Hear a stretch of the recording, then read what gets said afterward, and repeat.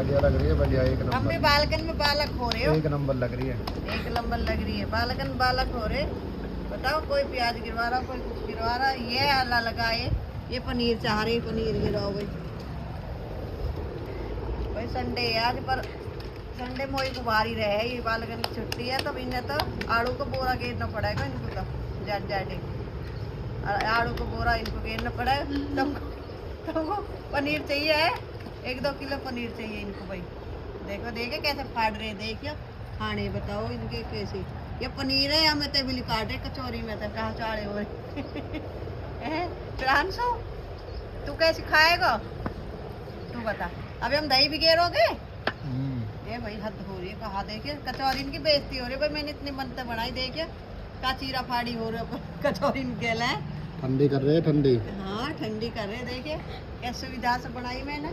अब और इनको कहा हल कर दिया, इनमें कहा के रोक दही गेर लो, जो तुम खाओ जो खा लो।